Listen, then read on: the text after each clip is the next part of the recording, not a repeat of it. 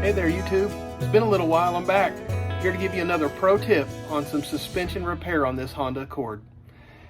Now, as men and many of us in workshop environments, in your home, in your life, whatever it is, you need tools.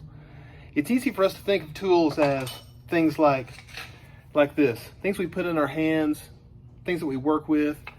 It's not always the case. Many times we need different tools, as in skills or tricks, tips.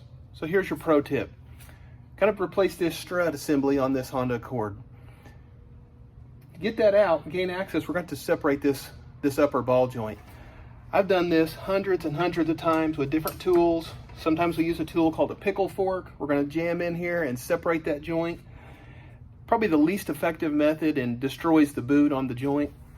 The next method my good expert friend Terry McDonald showed me was to simply remove the fastener and just give this good old-fashioned hammer treatment.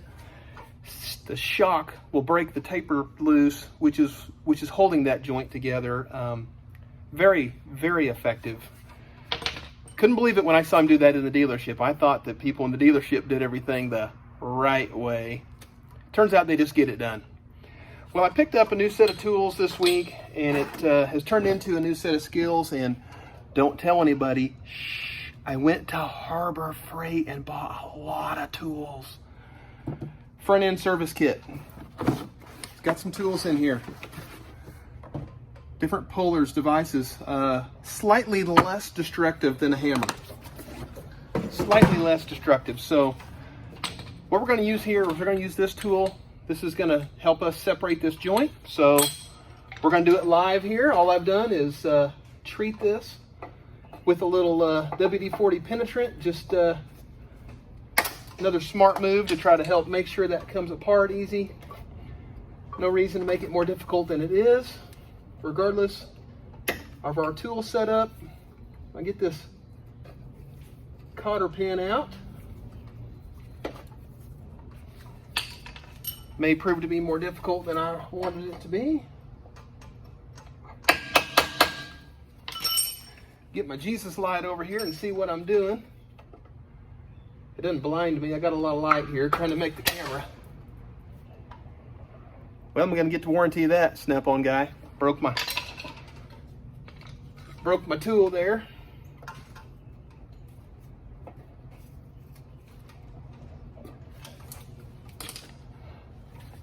All right, back to it here. So first things first, we need to separate this nut. Loosen it. Do not remove it completely. We want to protect the end of that shaft as we'll be reusing the ball joint. Put this on. I'm going to turn these threads down. It's going to put a steady pressure on the bottom of that stud and break that taper loose on this joint. I've already done this on the other side. It's not completely blind. I can't say that I hadn't at least tried it to make sure it worked.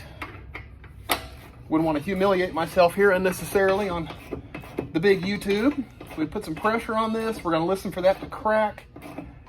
That pop is going to be the assurance that we are breaking the taper, and it is not happening. We're going to have to reposition.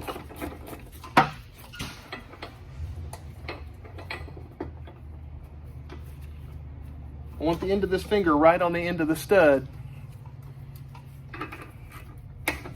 Make sure we're putting the right pressure right in the right place in that joint, and it should be cracking. There we go. That's music. That's a music. That's what we want to hear.